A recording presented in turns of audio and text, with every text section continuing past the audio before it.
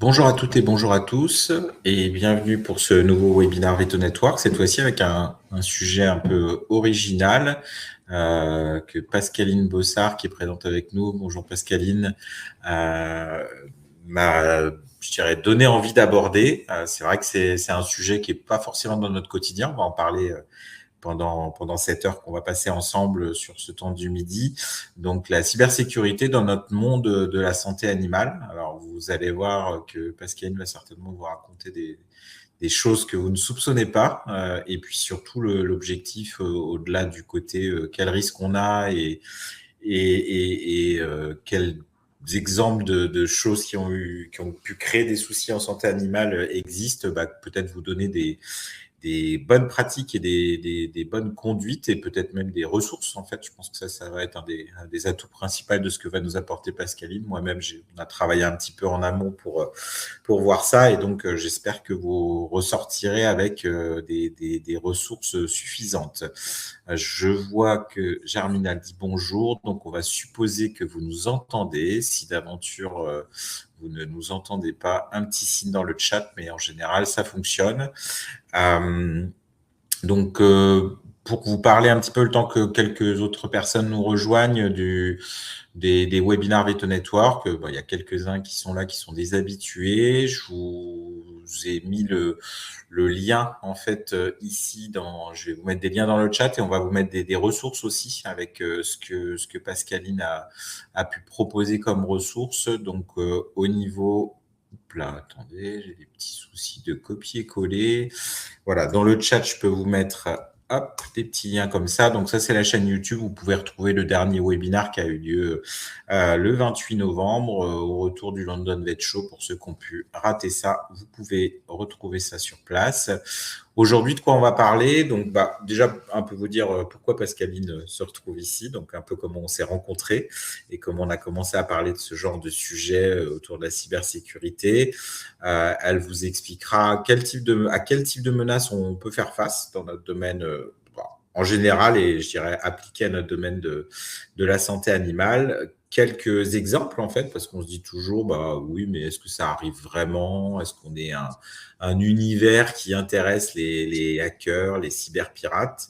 Et on en parlait cette semaine en préparant je dirais que l'actualité, si vous la suivez, nous a un peu gâté pour le contexte, hein, que ce soit le ministère de l'Intérieur ces derniers jours qui a subi des choses ou même des notions de désinformation qu'on peut voir ces derniers temps. Et puis, Pascal vous évoquera comment vous pouvez peut-être vous cyberprotéger pour faire en sorte d'être moins exposé aux menaces qu'elle nous aura montrées. Et puis, pour finir, voilà, on prendra vos questions si vous en avez. On vous posera aussi quelques petites questions pendant le webinaire.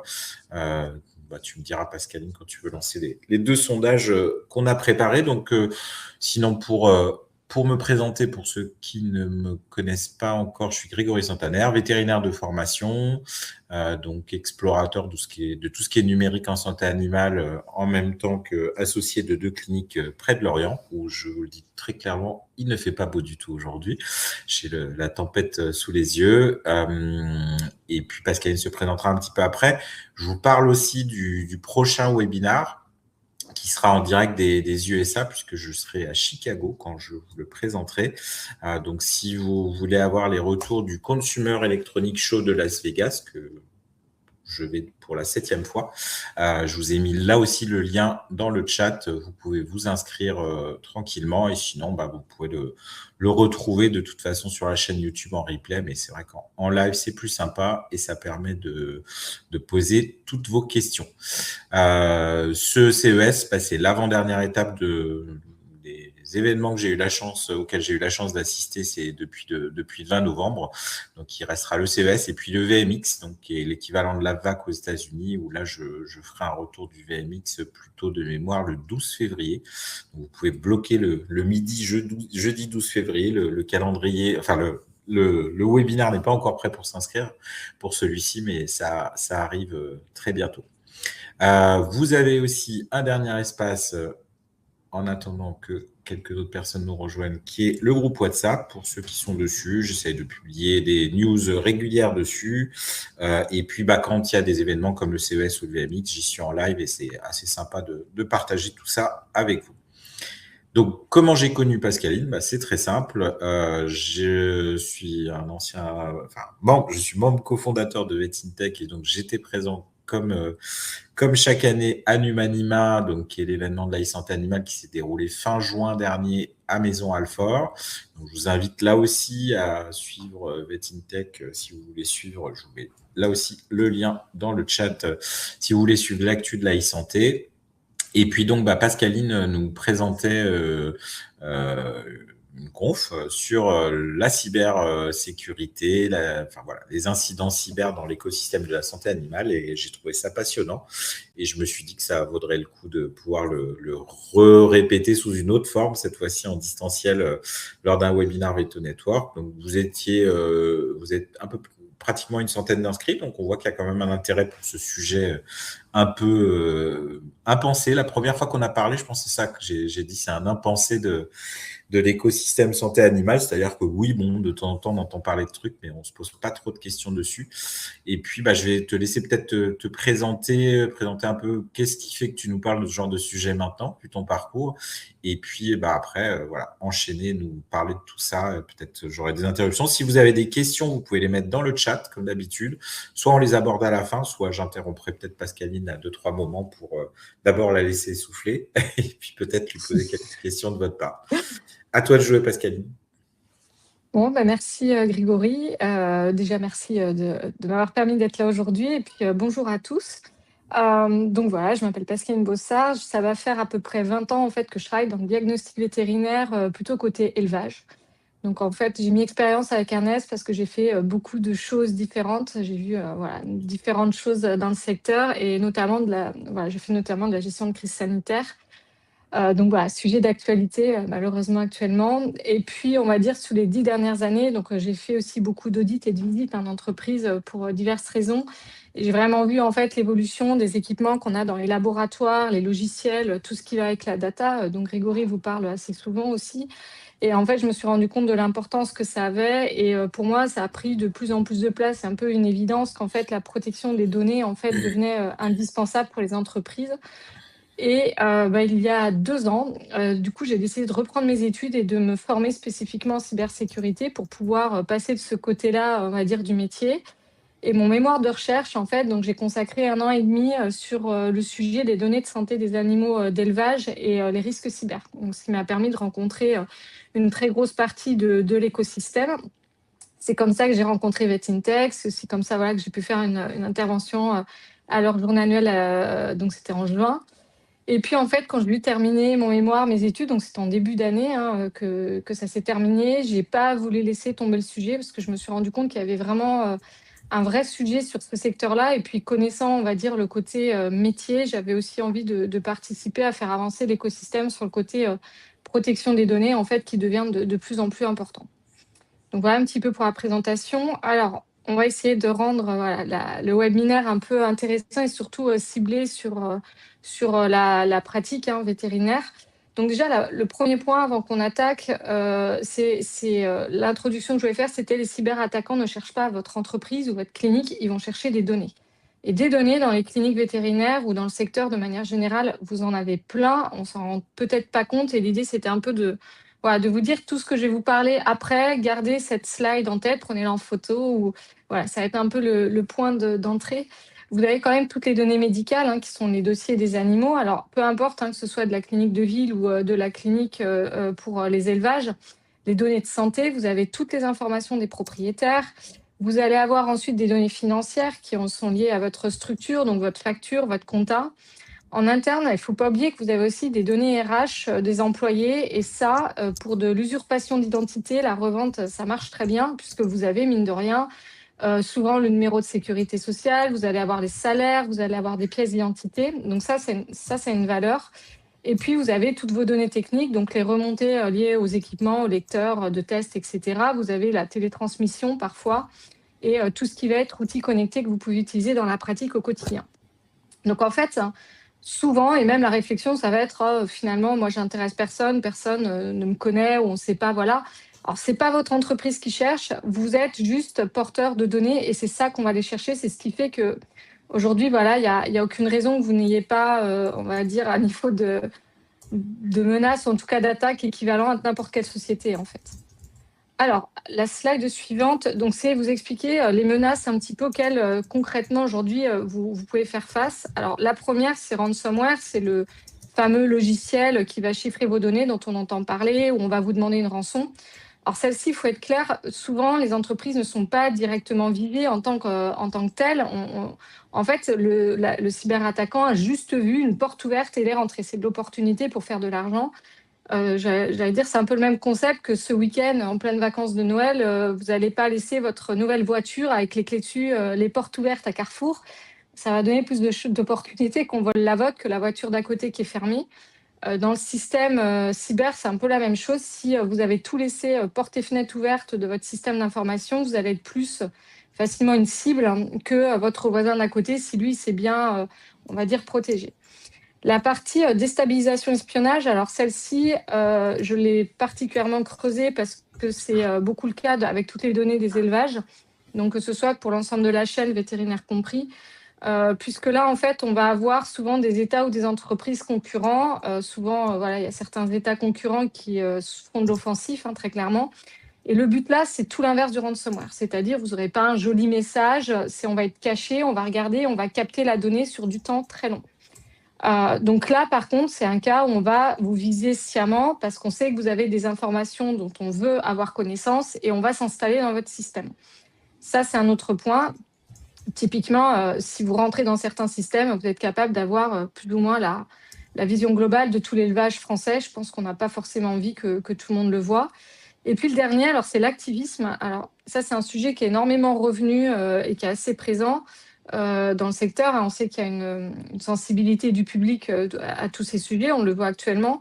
Et là, en fait, il y a un mouvement qui est global. Alors, le Covid aussi a amplifié ça, qui est mondial. C'est le passage de l'activisme avant plutôt physique ou plutôt présent dans les labos. En fait, on va utiliser le monde virtuel, déjà parce que c'est plus compliqué de vous trouver quand vous êtes dans un pays ailleurs en Europe que physiquement sur un site. Et puis, en fait, on va utiliser énormément la désinformation et aussi la mésinformation. Ça, ce sont des vecteurs qui causent énormément de dommages.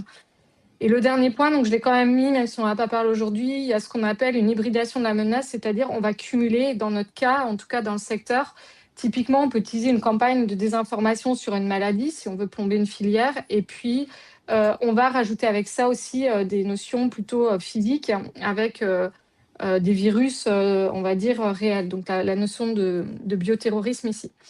Alors, je vais juste revenir sur déstabilisation espionnage. Il faut aussi comprendre que parfois, dans vos cliniques, vous pouvez avoir des clients qui sont des personnalités publiques et sur qui on a besoin de faire des recherches ou trouver de l'information. Donc, je vais prendre, il y a plusieurs personnalités politiques de premier rang, un ancien Premier ministre ou une candidate récurrente à l'élection présidentielle qui affichent leurs animaux de compagnie et les montrent. Aujourd'hui, si par exemple, on veut chercher leur adresse ou chercher des informations, ça peut être plus simple de se dire il y a bien une clinique qui s'occupe du chat ou du chien de telle ou telle personne, remonter par le biais des cliniques et trouver le fichier client et avoir des informations qui, par ailleurs, pourraient être protégées dans d'autres systèmes. Donc, il ne faut pas se croire forcément à l'abri. Il y a beaucoup plus de recherches qu'on ne le pense sur ces sujets. Alors, les risques Par rapport à Oui, ça, vas-y. oui, juste pour donner une anecdote, je me souviens qu'une des premières fois où j'avais discuté avec Jean-Luc Chambrin, qui était aussi un des membres fondateurs de VetIntech, il m'avait raconté avoir été approché par la DGSI à l'époque pour savoir à quel point on pouvait localiser un animal avec les premiers colis collectés qui arrivaient. Ouais. Et du coup, quand il avait fait part de son étonnement en disant « mais vous cherchez quoi avec ça ?» Ils avaient expliqué très concrètement que quand quelqu'un s'affiche effectivement avec son animal, ou est souvent avec son animal, voire tout le temps avec son animal, si on sait où est l'animal, on sait où est la personne. Et effectivement, ça rejoint complètement ce que tu dis. On a l'impression de ne pas du tout être concerné par tous ces univers-là, mais en fait, potentiellement, si. Ah ouais, complètement. L'histoire, oui, des colliers connectés pour certains animaux où effectivement certaines personnalités publiques qui l'affichent, effectivement, cherchez le chien, vous trouverez le maître. Donc ça, c'est Voilà, ça fait partie. Et ce qui est valable aussi hein, sur où se fait soigner l'animal. C'est un moyen de trouver des informations peut-être plus simplement que d'autres. Donc oui, merci, c'est un très bon, un très bon exemple. Alors sur les risques, donc il y en a 3 principaux qui vont être économiques, sanitaires et réputationnels. Et en fait, ce qui va se passer sur vos données, donc on repensait à la première slide que je vous ai montrée tout à l'heure, il y a tout d'abord la disponibilité, c'est-à-dire que vous pouvez vous retrouver à ce qu'on appelle un déni de service, si vous l'entendez aussi dans la presse, c'est en fait, alors celui-ci, entre guillemets, il est voyant, mais il n'est pas méchant, c'est on va saturer votre site internet qui va vous empêcher de travailler, mais on ne rentre pas dans votre système. Donc là, vos clients ne peuvent plus, par exemple, se connecter, vous ne pouvez plus télétransmettre. Et ensuite, vous avez le chiffrement avec la rançon, par exemple. Donc, vos données sont plus disponibles. Alors moi, j'ai passé beaucoup de temps à travailler sur l'intégrité de la donnée. Donc là, on va modifier les résultats de tests. Là, je pense que si on fait le parallèle avec l'actualité, si quelqu'un s'amuse à rentrer un endroit X ou Y, à modifier les résultats de faux poses ou de faux neg, par exemple sur des prélèvements qui sont faits en élevage, ça peut avoir des impacts, donc là, encore une fois, économiques, sanitaires et réputationnels. La confidentialité, donc là, c'est ce qu'on vient de dire, hein, il y a la confidentialité de vos clients, il y a la confidentialité des données en fait, qu'on vous confie, aussi de vos employés. Et ça, si vous perdez ces données, c'est quand même votre responsabilité quelque part. Et la traçabilité, imaginez demain, toutes les données qu'on a citées sur la première slide, vous arrivez, il n'y a plus rien. Et là, en fait, c'est très impactant. Donc ça, c'est, on va dire, les risques, si on veut les mettre ici. Celui que je n'ai pas mis, mais que je recite aussi un peu plus tard, c'est aussi le risque humain. Il faut savoir qu'une cyberattaque, ça ne se mesure pas peut-être comme ces aspects-là, mais c'est extrêmement violent pour les gens qui le subissent, que ce soit les employés, les clients. Et ça, c'est aussi voilà, un facteur après de risque et de conséquences pour les entreprises. Alors, ce que m'a demandé Grégory, c'était de vous présenter un cas un peu concret dans le cas de Veto. Et en fait, avant d'aller sur le cas que je vais vous présenter, juste pour vous dire qu'en fait, il y a une très faible médiatisation. Si vous tapez dans Google cyberattaque Veto, vous n'allez pas forcément trouver grand-chose. Et en fait, c'est rarement rendu public. Et notamment en France, il y a aussi un côté culturel. Il y a plusieurs raisons à ça. Alors déjà, parce que quand c'est une unité qui est peut-être un peu isolée, qu'il n'y a pas une rançon ou quelque chose d'important, ce n'est pas, on va dire, spectaculaire pour, par exemple, les médias où on va parler des très grosses fuites de données. Il y a beaucoup de structures qui font le choix de communiquer ou de ne pas communiquer parce qu'ils ne veulent pas justement que ça se sache. Alors j'ai juste mis le cas de Virbac, qui pour moi est le seul, un des seuls, pardon, où après leur cyberattaque, ils ont fait des retours d'expérience dans les cercles cyber très détaillés sur ce qui leur était arrivé. Donc c'est à souligner. Et puis après, aujourd'hui, en fait, les données qui vont fuiter, si elles ne concernent pas une population large, en fait, comme vous pouvez avoir sur les grandes enseignes parfois ou sur certaines structures publiques, en fait, on n'en parle pas. Mais en fait, là où ce que je veux vous dire, c'est pas parce que vous n'entendez pas parler qu'il n'y en a pas. Moi, je m'en rends compte, notamment au fil des différentes discussions ou conférences. Les gens ont tendance à vous dire oralement, il s'est passé ça, ça, ça et ça. Donc, on se rend compte qu'il y en a, mais en fait, elles ne sont juste pas rendues publiques. Donc, ça ne veut pas dire qu'il n'y en a pas. Donc là, on va la preuve par l'exemple. Donc, l'exemple suivant, alors j'ai repris la phrase telle quelle, hein, elle n'est pas de moi. Pourquoi quelqu'un voudrait-il les dossiers médicaux de Fluffy? Donc, ça, c'est l'article d'analyse qui a été fait sur donc NVA, qui est la National Veterinary Associates aux États-Unis, où ils ont aujourd'hui à peu près 700 cliniques États-Unis et un petit peu internationales. Et en fait, ils ont une cyberattaque que je vais vous décrire juste après, le 25 octobre, donc c'était 2020. Alors aussi un des points, pourquoi est-ce qu'on a des exemples qui sont un peu éloignés, et ça rejoint aussi un petit peu les communications que vous pouvez entendre. En cyber, vous n'aurez jamais ou très peu un retour d'infos quasiment immédiat sur ce qui se passe parce qu'en fait, c'est un temps long. Pour comprendre l'analyse de ce qu'on appelait l'analyse post-mortem après une crise, elle prend beaucoup de temps. Et là, j'ai pris ce cas-là parce qu'il se trouve que ce cas est extrêmement documenté. Il date d'il y a 5 ans, donc il y a beaucoup de choses qui sont sorties d'explications et c'est ce qui rendait le cas intéressant. Donc c'est pour ça qu'entre le moment vraiment où on a, on va dire, la totalité de l'exemple et qu'on est capable d'en parler, ça prend du temps en fait. C'est aussi ce qui fait que dans les communications, souvent, là on a le cas du ministère, on va être très précautionneux parce qu'en fait, il y a des choses qu'on peut croire au premier abord et c'est plus compliqué. Donc la plupart du temps, en communication, on fait attention. Donc là, ce qui s'est passé, eh bien, ils ont eu un ransomware, donc un logiciel qui est rentré, qui a chiffré les systèmes. Ils ont fait le choix de ne pas donner le nombre de cliniques qui avaient été touchées exactement, mais l'estimation, elle est à plus de 400 cliniques, grosso modo. Ça a duré 4 mois en tout, donc les cliniques ont été fortement impactées la première semaine, voire la deuxième, donc 15 jours. Je vais vous montrer après ce qui les a impactés. Et ils ont été en mode dégradé à peu près 4 mois. Donc 4 mois, c'est long quand vous êtes en mode dégradé. Donc là, il y a eu la perturbation au dossier des patients, le système de paiement était plus disponible et les logiciels qui servaient à gérer les cliniques n'étaient plus accessibles.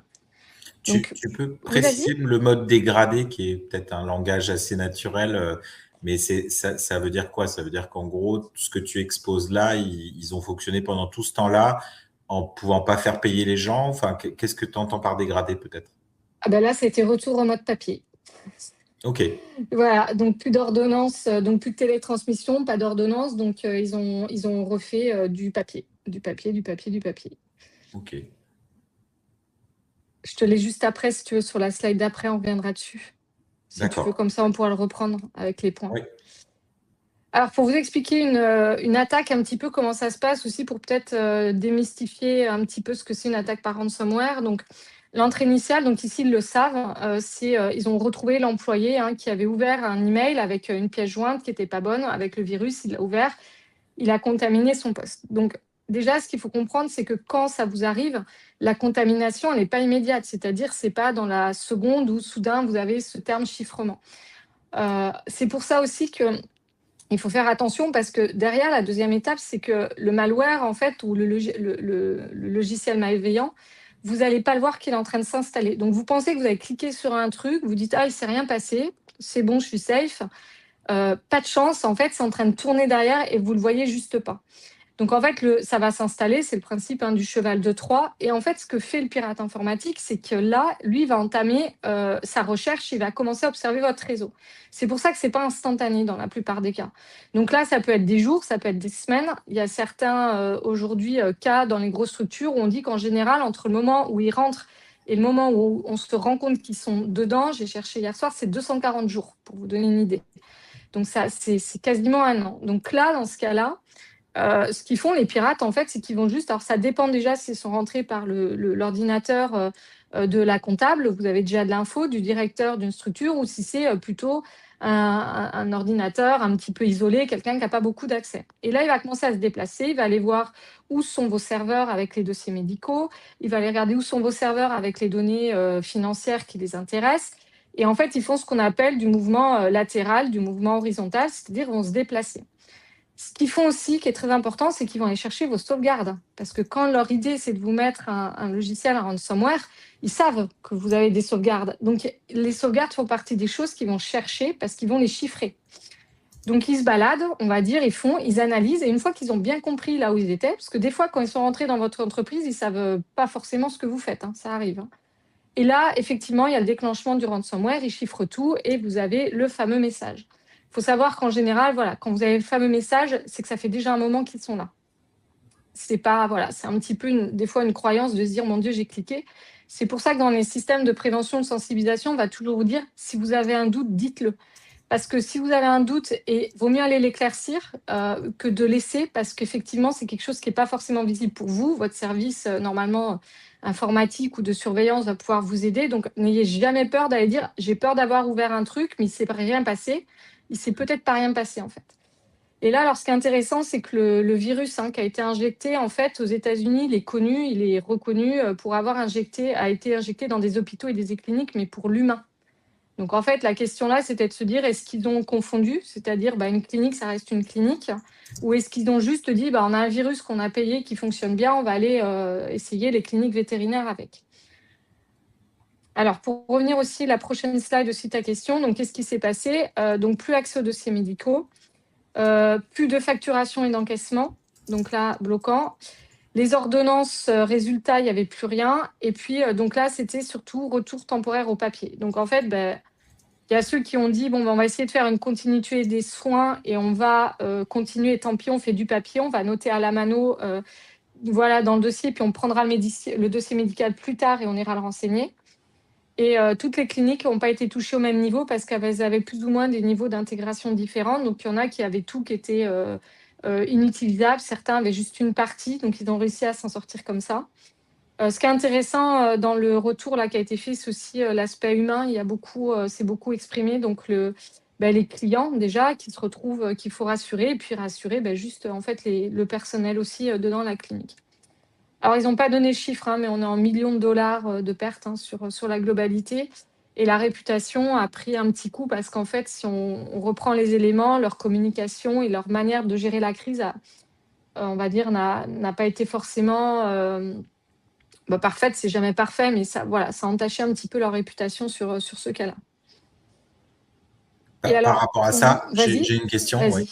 vas-y. Est-ce que justement sur le côté réputationnel, parce qu'effectivement, je pense que on peut tous avoir vécu ça, si on sait que telle entreprise chez qui on a des données se fait pirater, on peut avoir des doutes sur ça. Est-ce qu'ils ont réussi peut-être à mesurer ça en posant des questions aux propriétaires? Est-ce que tu sais s'il y a eu ce genre de choses? Parce que je pense qu'il y a ce que tu perds sur le moment, est-ce que tu perds pendant peut-être un certain temps, ou des cas d'usage autres où tu as des infos sur ça peut-être?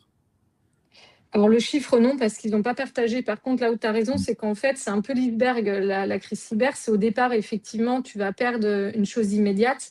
Et après, tu vas perdre, il y a beaucoup du ruissellement qui va se faire. Et je pense que tu as une réaction qui est parfois la nôtre aussi en tant que consommateur d'autre chose. Ça va dire, je pars. Donc, Oui. je pense qu'il y a déjà, voilà, il y a des clients qui s'en vont. Ça, c'est un problème. Et puis sur la réputation, le nom, alors il y a des très grosses cyberattaques qui sont connues. Quand votre nom est attaché à ça, c'est très difficile en fait après de l'enlever, quoi. Donc il y a ça. Le mesurer, c'est compliqué parce que c'est ce que tu vas appeler un peu les intangibles, en fait. Et là, sur ce cas-là, vu qu'ils ont refusé de communiquer, j'aurais pas de chiffres, malheureusement à pouvoir t'indiquer, D'accord, mais non, oui, non, c'est c'est compliqué, pour ouais. voir, parce que après, je veux déjà, enfin, faire savoir. On est obligé de faire savoir quand on a une brèche de sécurité, je crois, en droit européen. Enfin, parce que de temps en temps, on reçoit Ouais. des messages comme ça, Free ou je sais pas qui. Enfin, j'ai pas souvenir les derniers où on reçoit un message qui dit, on a été piraté. Peut-être que vos données sont concernées. Et donc, il y a une obligation d'informer comme ça quand il y a ça qui se passe. Alors, quand ça vous arrive, on pourra peut-être aussi, à la fin, fais-moi penser Ouais. aussi quand on monte les choses. Donc, en fait, il y a des obligations. Donc, dès lors que c'est constaté, et souvent, il faut comprendre que c'est pas immédiat. Le temps qu'on se rende compte ce qui a été exfiltré comme données d'un système, on ne l'a pas immédiatement. En fait, il y a un temps. C'est toujours pour ça aussi que la communication prend un peu de temps. Et une fois qu'ils ont dit, OK, par exemple, j'ai tout mon fichier client qui est parti. Donc en France, il y a l'obligation de déclaration à la CNIL, vous n'avez pas le choix.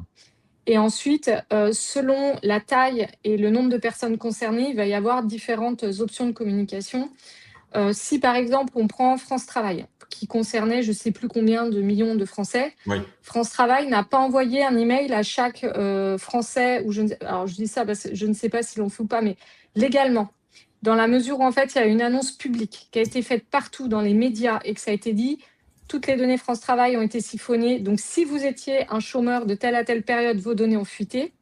En fait, on part du fait que ça suffit d'informer comme ça. Si, par exemple, on est sur quelque chose d'un peu plus léger et que là, on va parler de votre clinique, par exemple, vétérinaire ou peu importe, une petite entité à côté de chez vous.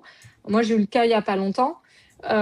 Où en fait là on va dire chaque personne doit être appelée et informée, alors soit par mail, soit par téléphone, peu importe, vous devez l'informer de la perte de ses données. Donc c'est des obligations, vous n'avez pas le choix légalement dès lors que vous faites malheureusement partie d'une victime de fuite de données en tant qu'entreprise, vous devez avertir alors vos employés si c'est eux et puis de vos clients, et ça dépend vraiment vraiment de ce qui est sorti. Donc là il y a un cadre légal qui est assez strict. Ok, non, c'est clair. Je vois, attends. Il y a Christophe Leby, donc qui est impliqué dans l'informatique de la VAC. Ah, c'est Christophe qui dit l'obligation dépend de la qualité des DCP, donc des données qui ont fuité, je suppose, et de l'incidence potentielle pour les Ouais. personnes. Effectivement. En fait, il y a une qualification qui se fait et il faut savoir qu'en général, quand vous avez ce type, en tout cas des fuites de données comme ça qui se font, il y a toujours des discussions ou un accompagnement qu'ils vont faire et qu'on va choisir ou qui vont être guidés de dire là ce qu'il faut faire, ce qu'il ne faut pas faire. Effectivement, si ça dépend, vraiment, ça dépend de ce qui est sorti, effectivement. Et bon, bah là, sur des grosses fuites, ils passent par du média, du global, et ils le font comme ça. D'accord. Ok. Ok, c'est clair. Ok, alors là, j'en ai remis aussi quelques autres cas, parce que tout à l'heure, en préambule, je vous disais, c'est pas facile de trouver des cas. Il y a Vet Group CVS, donc ça, c'est l'Angleterre. Donc là, c'est un peu la même taille de l'exemple de ce que je vous ai montré aux États-Unis. Ils ont 600 cliniques, je crois. Pareil, donc là, ils ont eu un blocage de tous les logiciels métiers. Alors, ce qui est intéressant là, ce qui est pas, alors, elle est récente, on va dire, en termes d'histoire, mais les semaines ou les mois qui ont précédé, il y a eu une communication en Angleterre qui a fait qu'il y a eu un peu une sorte de, on va dire, je cherche le terme en français, mais de mauvaises informations. En tout cas, ils ont été mis en avant pour des mauvaises raisons. Et il se trouve que peu de temps après, ils se sont fait hacker. Donc là, essayer de comprendre s'il y a un rôle entre les deux, est-ce qu'il y a une relation entre les deux. Aujourd'hui, elle n'est pas établie, mais c'est quand même un fait que peu de temps avant que ça leur arrive, ils avaient mauvaise presse. Ils avaient très mauvaise presse. Il y a le cas de AskVet. Alors, je l'ai mis parce que je sais, Grégory, tu regardes beaucoup les outils connectés, les nouvelles technologies l'IA. C'est une sorte de Doctolib, Vetlib qui est dispo 24/24, 7 jours sur 7 pour aider les propriétaires d'animaux. Et là, donc, eux, dans la fuite de données, donc là, il y a tout qui est sorti, les données propriétaires, les données des animaux. Donc là, fuite complète. Donc ça, c'était il y a 1 an. J'ai mis l'artoé de Soile qui malheureusement, alors là on est côté vraiment vétérinaire en élevage où ils ont eu pareil, donc tout a été down. Et là, ça a été retour papier, dérogation avec l'État, parce que là, ça gênait donc les mouvements d'animaux, les boucles, tout le système de boucles n'était plus disponible. Enfin, ils ont eu beaucoup de contraintes. Donc celui-ci était l'année dernière. Et j'ai mis Virbac ici, puisque je les ai cités, effectivement, ils avaient les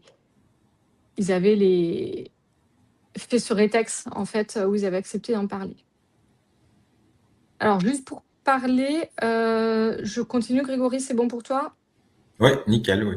Très bien. J'ai quelques questions, je les garde aussi un peu pour la fin. Ok. Donc là, qu'est-ce qu'on fait? Puisqu'aujourd'hui, voilà, vous avez des données, donc il va falloir sécuriser. Donc, le premier, c'est la préparation. Plus vous serez prêt, ça n'empêche pas que derrière, ce sera compliqué, mais si vous êtes prêt avec des plans de réponse, vous avez les sauvegardes qui sont faites, et vous avez des simulations, vous savez, vous êtes entraîné. Vous dites, si demain, j'ai plus de système, j'ai plus mon team, ceux qui fonctionnent, j'ai plus les emails, j'ai plus mon site internet. Voilà, si déjà vous avez préparé ça, ça vous permettra, le jour où ça arrive, de moins subir et être plus dans l'action. Je sais qu'il y en a quand même beaucoup. Vous avez des procédures qui existent. Alors, PCA, PRA, c'est plan de continuité de l'activité, et PRA, c'est plan de reprise de l'activité.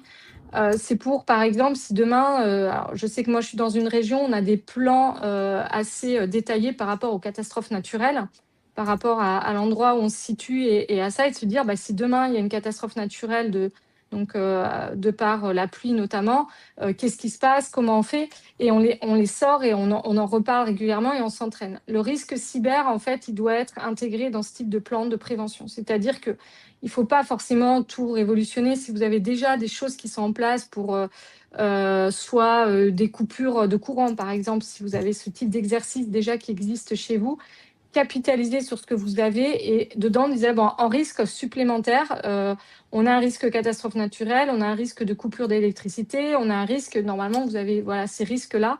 Tout est une question de comment vous le maîtrisez. Et dans ce cas-là, la cyber, vous pouvez le mettre ici.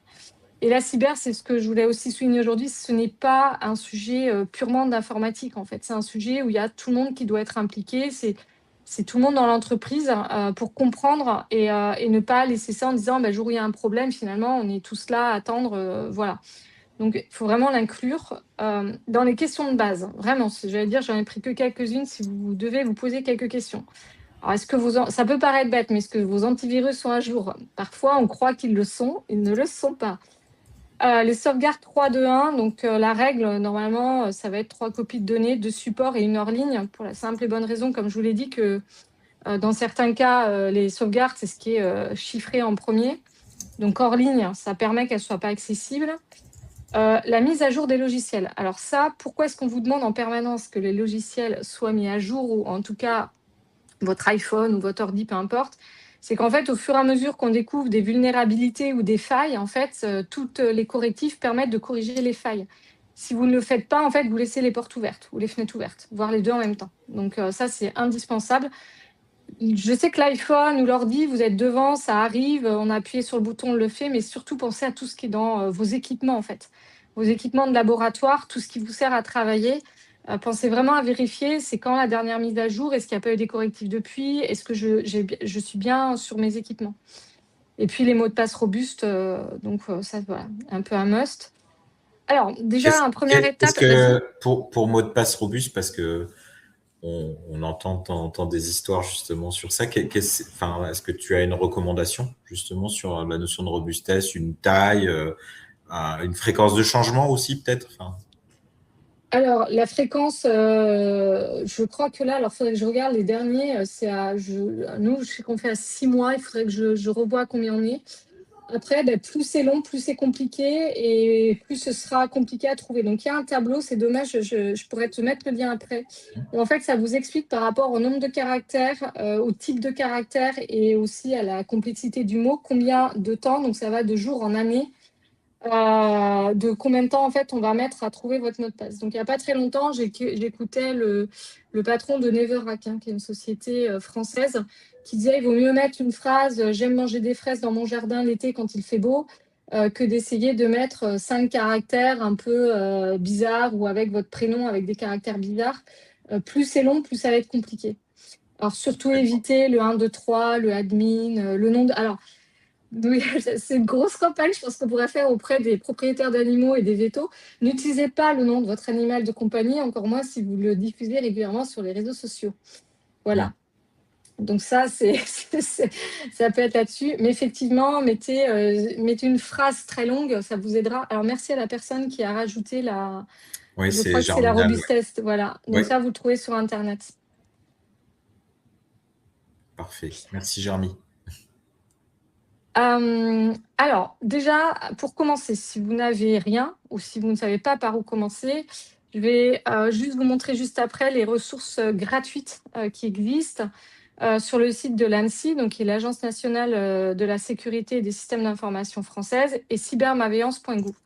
Alors, je vous dis ça pour le pro et aussi pour le perso. C'est-à-dire qu'il y a énormément de choses sur votre téléphone portable, sur vos réseaux sociaux, quand vous partez en vacances. Si vous avez aussi des doutes, par exemple, si vous avez des enfants ou des jeunes ados, que vous posez des questions sur certains réseaux, etc., il y a beaucoup de choses. Donc, tant pro que perso, c'est une mine d'or. Et donc, les outils sont accessibles, c'est prêt à l'emploi, c'est beaucoup de bonnes pratiques, donc vous pouvez aller voir. Donc là, je vous en ai mis quelques-unes. Déjà, le test de maturité. Je vous mets les liens dans le chat pour tous ceux qui veulent récupérer les liens. Alors, vous avez le test de maturité cyber. Donc, celui-ci, c'est gratuit, ça prend 5 minutes. Vous pouvez faire le test pour là où vous êtes. C'est assez rapide et ça vous permet de savoir si votre structure est mature ou pas. Donc, ça, déjà, c'est un bon guide.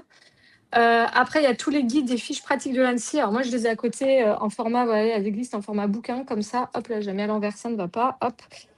Celui que je vous ai mis, c'est la cyber pour les TPE, PME en 13 questions. Ça va vraiment vous permettre, pour ceux qui peut-être sont dans les pratiques les plus limitées actuellement, de vous poser les bonnes questions et de vous aider un peu à cheminer sur ce qu'il faut faire, les essentiels. Et ce qui est bien, alors ce guide-là va en fait d'abord vous dire qu'est-ce que vous pouvez faire seul et qui est de l'ordre beaucoup du bon sens et de la bonne pratique.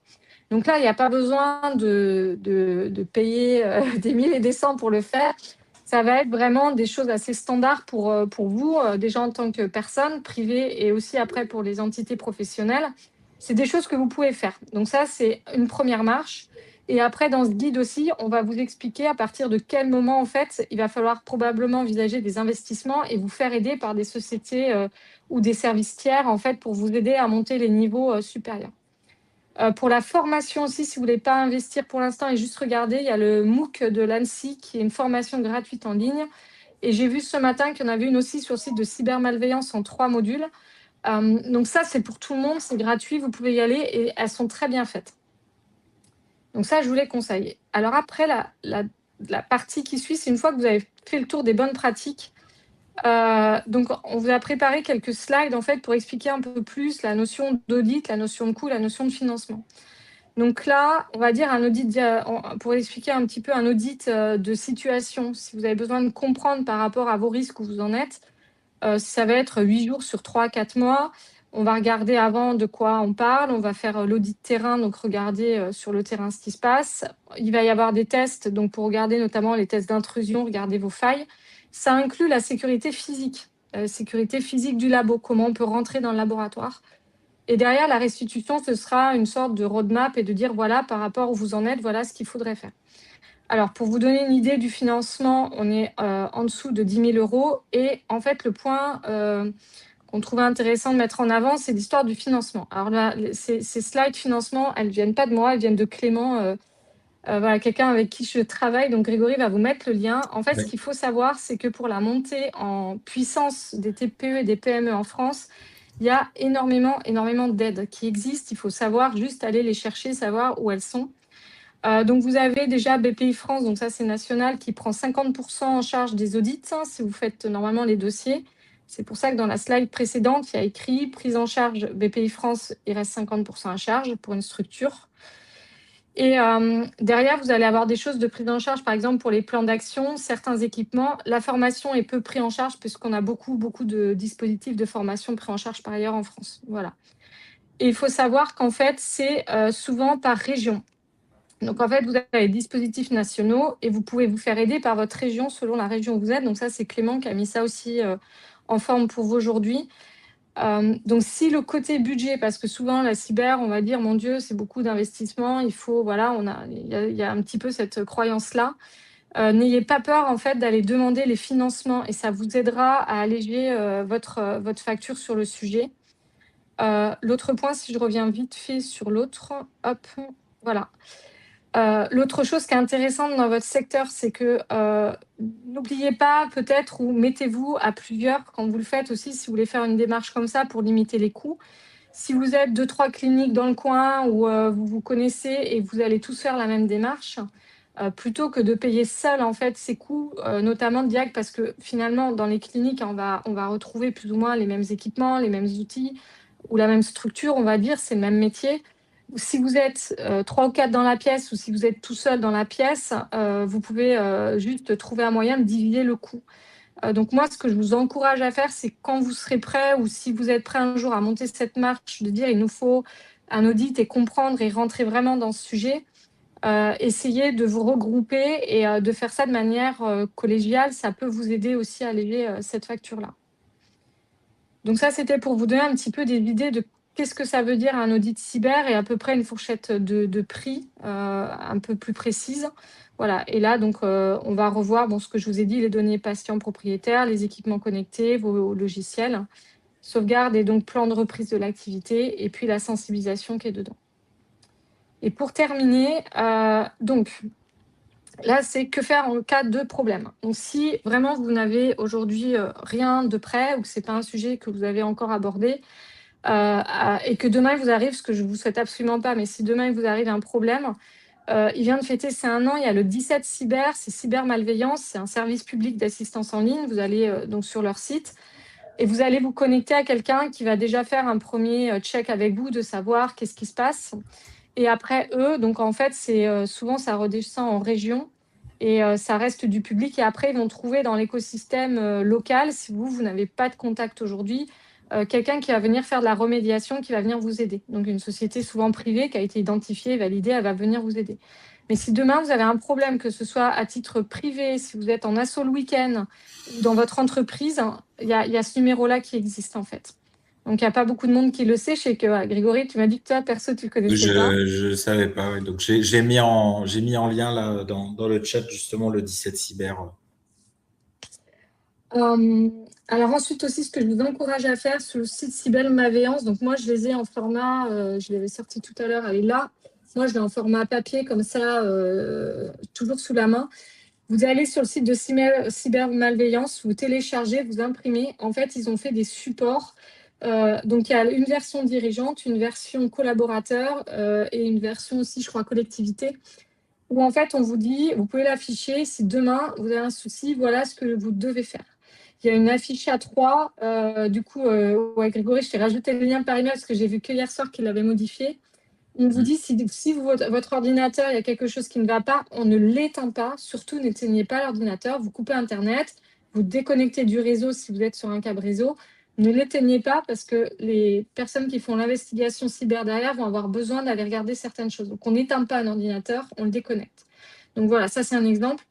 Donc moi, si vous avez soit des services administratifs, vous êtes en labo ou peu importe la structure où vous êtes et ce que vous faites, imprimez-le, gardez-le parce que le jour où ça arrivera avec la panique, c'est bien de l'avoir sous la main. Et puis, les rançongiciels sont quand même le cas le plus, on va dire, malheureusement probable. Vous avez aussi ce guide-là. Donc, c'est une mine d'or, ce site, il y a beaucoup de choses. C'est gratuit, c'est disponible. N'hésitez pas à aller faire un petit tour dedans. Et juste quand même, alors je ne l'ai pas dit plus tôt, mais je me rends compte, je ne vous ai pas donné chiffres. Il y a tous ces efforts qui sont faits, notamment pour vous aider au financement des audits, au financement de la protection ou des documents gratuits.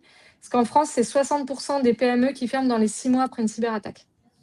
C'est la stat réelle aujourd'hui. Et il y a des sociétés qui parfois même se retrouvent avec 200 personnes. Il y a eu un cas malheureusement à Angers l'année dernière où la boîte, 8 mois après la cyberattaque, il y a 200 personnes malheureusement, fin d'entreprise. Donc c'est malheureusement une réalité qui est là. Donc voilà, vraiment profitez des systèmes qui vous sont offerts et n'hésitez pas à les piocher dedans. D'accord. Donc pour Oui, du coup, terminer, juste pour dire que vas-y. ça explique l'énergie peut-être qui est mise, alors en France, mais peut-être aussi dans d'autres pays au niveau gouvernemental, parce que c'est identifié comme une faiblesse stratégique potentielle quand on fait pas assez attention, quoi, en fait. Là, c'est exactement ça. Ok. Donc là, voilà, la conclusion, si c'est numérique, c'est attaquable. On va faire court. Voilà, la question, voilà, c'était un petit peu après, voilà, si vous avez des questions Ouais, il y a quelques voilà. questions, ouais, Allez, vas-y. on va les prendre. Bah, un grand merci à toi déjà, parce que effectivement, c'est un type de connaissance qu'on n'a pas. Je pense que ceux qui sont là aujourd'hui, ce midi, et ceux qui verront le replay. Voilà, il y a quelques questions qui arrivent, mais en tout cas, tu as apporté beaucoup d'informations utiles et puis les ressources donc, que je vous ai mis dans le chat. Je vais peut-être les remettre là, en particulier les liens gouvernementaux, parce que c'est vrai même moi, tu vois, qui m'intéresse un petit peu au sujet, mais pas plus que ça, je ne connaissais pas l'ampleur des ressources qui étaient disponibles. Donc déjà, merci pour ça. Et puis on va passer à quelques questions. Alors, je vais reprendre parce que je les ai sélectionnées normalement. Démarrer une session de questions. Voilà. Alors, j'avais plusieurs questions ou remarques. Donc, remarque de Sylvie. Donc, bonjour la Suisse, oui, qui parlait effectivement de l'aspect humain, de rassurer les équipes pour être sûr de pouvoir continuer à agir après. Il y avait Céline. Salut Céline.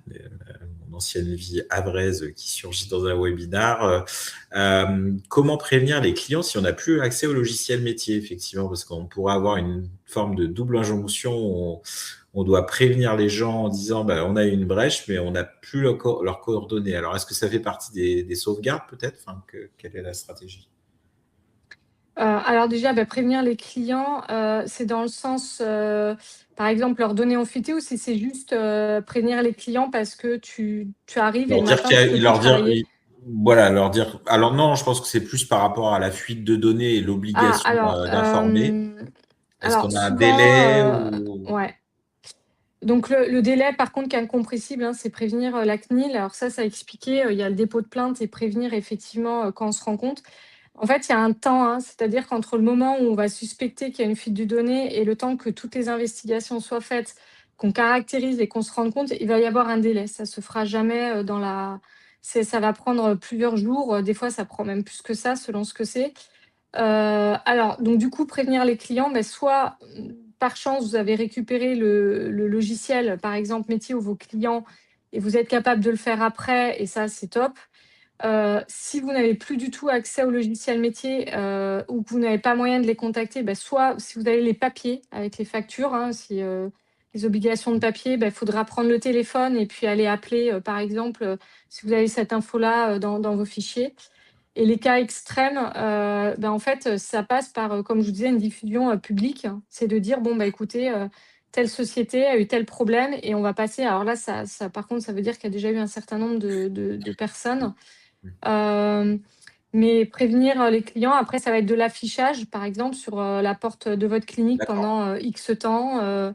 Ça va être un peu à l'ancienne, quoi. Oui, ce que précise Christophe, c'est qu'il y a l'obligation d'avertir que si la fuite présente un risque réel pour le client. Donc voilà, c'est vrai qu'après, c'est la notion de risque réel. Christophe, je crois que tu as mis un lien, je le remets sur la CNIL, où en gros, on va répondre à un petit questionnaire qui nous dit si on a des obligations de déclaration ou pas. Donc, je l'ai remis là. Il y a une question qui est une remarque de Olivier qui est intéressante parce que c'est vrai que j'avoue que moi-même, là, tu vois, c'est ce que je te disais, ton webinaire, il fait poser des questions sur les logiciels hébergés. Donc, c'est vrai qu'en vétérinaire, on a de plus en plus de logiciels métiers qui sont en SaaS, en fait. Hein, donc, on n'a pas les données chez soi. Il dit, on n'a pas vraiment... sur certains modèles de logiciels, on n'est pas en aptitude à faire des sauvegardes. Alors, ça veut dire quoi? Ça veut dire qu'il faudrait demander à nos fournisseurs de logiciels métiers, en gros, est-ce qu'ils appliquent les bonnes pratiques que tu nous as dit qu'on devrait appliquer nous? Qu'est-ce que tu recommanderais par rapport à ça? Ah, pour moi, ça maintenant passe dans la gestion des contrats. Ça, c'est un nouveau challenge qui est lié à la cyber et puis à la Je ne réalité aujourd'hui. t'entends plus, Pascal. En fait, vous m'entendez plus? Moi, je ne t'entends plus, en tout cas. Ah, Ah, là, c'est bon, c'est revenu. Voilà. c'est revenu. Il y a eu un petit. Vu que le temps est en train de tourner, ça vient peut-être de là aussi. Non, non, t'inquiète pas. J'allais dire, en fait, en 2025, ça vient beaucoup de la gestion des contrats et de qui vous choisissez. C'est-à-dire que quand vous faites effectivement externaliser, il faut vous assurer de ce genre de choses. Alors après, il y a D'accord. plein de solutions différentes entre le cloud, le SaaS, les PaaS, enfin, toutes les technologies différentes. Moi, ce que je vous conseille de faire, c'est vraiment regarder les petites lignes et qui est responsable de quoi. Parce que, par exemple, il ne faudrait pas que vous ayez l'impression que la responsabilité, quand vous avez acheté une prestation, peu importe le niveau d'intégration que vous avez choisi, euh, c'est eux les responsables ou c'est vous. Et regardez ça, effectivement, qui est responsable. Et effectivement, il faut leur demander les sauvegardes. Il y a eu un cas où, malheureusement, un énorme centre d'hébergement a brûlé et les sauvegardes, elles étaient... Oui, il y avait le rez-de-chaussée avec les premiers, puis le premier étage avec les sauvegardes, tout a brûlé. Bon, d'accord. voilà, c'est le genre de choses qu'on peut en rire aujourd'hui, mais ça a mis beaucoup de monde en difficulté. Donc, vérifiez contractuellement qu'est-ce que vous avez dans vos contrats et comment c'est écrit. Et effectivement, demandez, demandez, demandez. D'accord, oui, donc c'est les petites lignes, effectivement. Je vois une autre question ou suggestion de Aurore qui dit, est-ce que ce serait une bonne solution d'avoir un ordinateur pour être connecté sur Internet et un autre jamais connecté pour détenir les données? En gros, essayer de faire une sorte de séparation. Est-ce que ça a du sens? Alors, Est-ce que tu as vu des systèmes comme ça? moi, sur la partie connectée sur le net, mon premier conseil, c'est tout ce qui touche à de l'équipement ou des choses comme ça. Alors, notamment, moi, je l'ai beaucoup en industrie. En général, on ne les met pas sur Internet justement pour éviter la contamination. Ils sont isolés. Donc, plutôt que, on va dire, il y a la partie effectivement physique, l'ordinateur, mais on va parler d'isolation sur le réseau. C'est-à-dire, est-ce que votre équipement, donc là, la notion de connecter sur Internet, c'est une chose, effectivement. Mais après, ça va être connecté sur le réseau. Parce que si le hacker est rentré par une porte, qu'elle soit Internet ou pas, mais ensuite, ça reste connecté ailleurs, dans votre réseau, votre système, il va quand même, à un moment donné, s'il veut y arriver, il va se donner les moyens, il va y arriver. Donc là, c'est ce qu'on appelle la ségrégation. C'est vraiment mettre des portes. N'ayez pas un loft dans votre système, ayez un 58 pièces avec des verrous aux portes. En fait, ça va être les vases communicants. Comment vous l'empêchez? Donc, ça peut être alors, l'ordinateur, il y a le côté physique, le côté machine. Et après, effectivement, il y a le côté réseau derrière. Donc, c'est au-delà d'Internet, c'est ce qui est connecté à votre réseau d'entreprise. Donc, il y a Internet et le réseau D'accord. de l'entreprise. C'est deux choses à prendre en compte.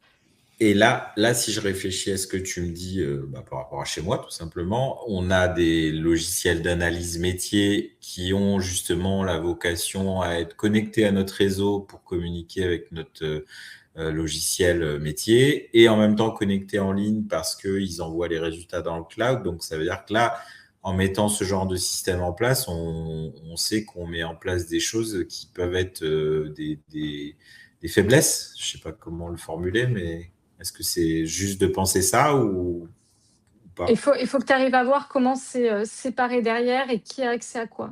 Ça peut pas être tout open. Donc en fait, c'est où c'est géré, est-ce que c'est découpé, qui a accès à quoi. En fait, il faut que tu découpes au maximum et que tu isoles. C'est pas isolé parce qu'il y a des choses qui ont besoin de connecter entre elles, mais tout mettre au même endroit, sur les mêmes systèmes, sur le même réseau et tout avoir, c'est effectivement le jour où quelqu'un rentre, c'est un loft. D'accord. Pour Oui, oui, prendre une c'est. image. Ouais, mais Je sais pas si ça répond à ta question.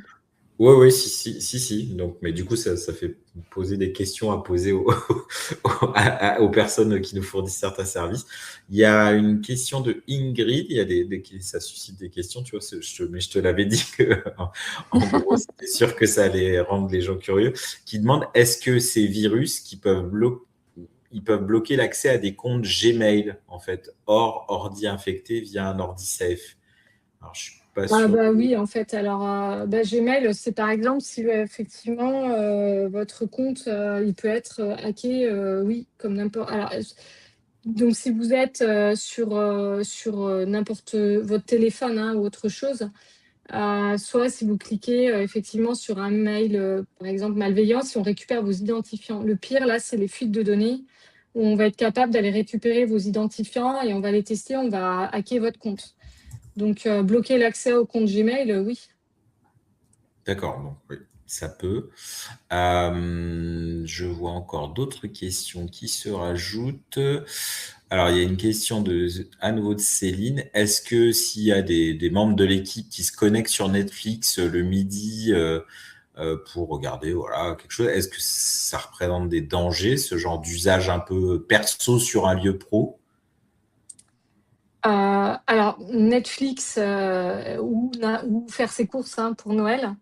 En fait, il y a plein de sites en fait, qui vont avoir des pop-up. Vous savez, là, ces fameuses fenêtres-là, où on va collecter la donnée.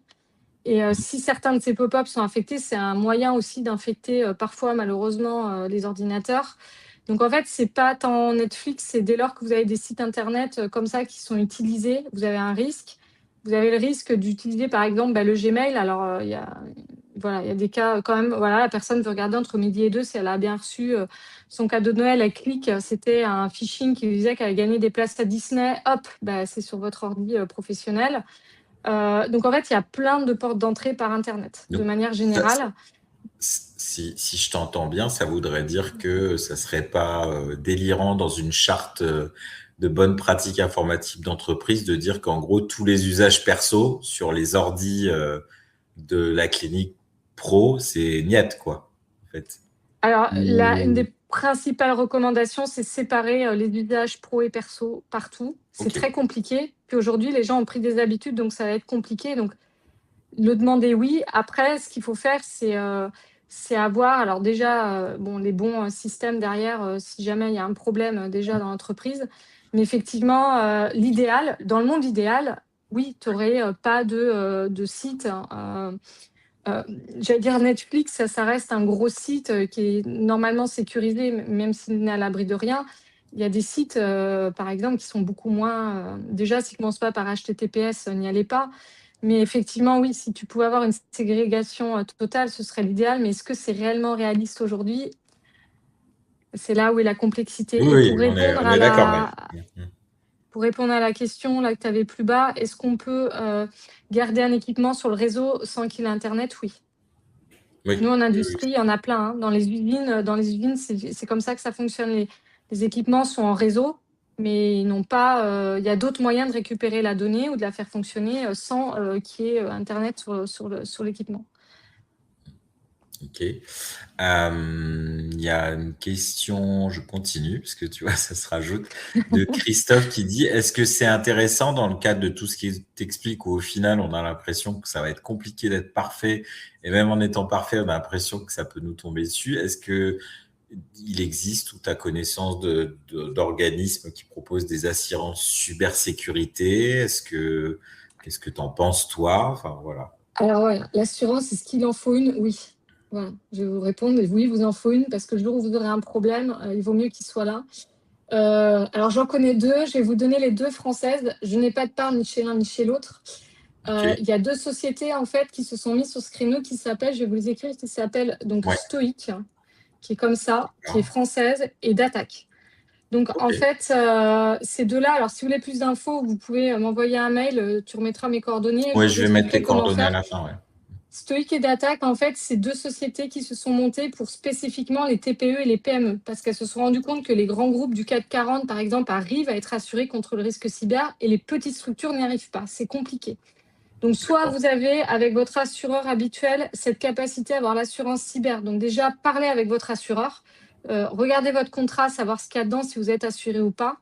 Et ensuite, si vous cherchez ou vous n'avez pas de solution, que vous cherchez vraiment quelque chose, on peut regarder les deux. Là. Alors, moi, je connais beaucoup plus Stoic, tout simplement parce que Stoic aussi, ils ont fait des vidéos, ils ont fait beaucoup de choses auprès des entrepreneurs. Ils ont monté là, des systèmes de protection. D'attaque, je les connais un peu moins. Mais si vous cherchez sur de la petite structure, et là, il y a un système, comment appeler votre courtier en assurance, etc., comment faire pour avoir des devis, etc. Donc, si vous voulez pas chercher et que c'est compliqué, appelez-moi et je vous expliquerai comment faire. Mais oui, il faut une assurance. Et juste Ok. pour la petite histoire, ceux qui ont suivi, Range Rover, l'énorme cyberattaque, là, il y a quelques mois où ils ont été à l'arrêt, la semaine précédente, leur assurance a refusé de renouveler la partie cyber. Et ils se sont fait cyberattaquer une semaine après. Voilà. Oh. Donc, donc oui, il vaut mieux être assuré. Ok, merci. C'est l'avantage d'être clair. Question de Aurore. Est-ce qu'un téléphone peut servir à hacker un ordinateur de la clinique? Et quelque part, la question qui suit d'Olivier est un peu dans la même veine, où il dit que chez lui, il demande de faire ce qu'ils ont à faire en titre perso sur leur téléphone, les films ou des courses, mais que les membres du personnel sont juste connectés à la box Internet par Wi-Fi, mais sans être sur le réseau. Est-ce qu'il y a du coup des risques de passage par le téléphone pour aller se mettre sur un des ordinateurs pro de la clinique? Est-ce que ce serait possible selon toi?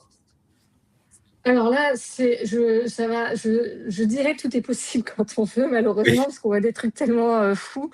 Un ordinateur peut servir à hacker un ordi de la clinique. Est-ce que c'est connecté En fait, c'est l'entrée dans le réseau, en fait. Donc, si vous servez de votre téléphone et que vous êtes sur le réseau, donc pour les téléphones pro, et que vous faites une porte d'entrée, en fait, c'est une porte d'entrée. Il faut voir ça comme voilà, une porte d'entrée qui va permettre de continuer. Ensuite, elles sont connectées juste à la box par Wi-Fi. Sans être sur le réseau, normalement, non, puisque si c'est vraiment séparé et qu'il n'y a pas de connexion avec votre réseau, il n'y a pas de raison.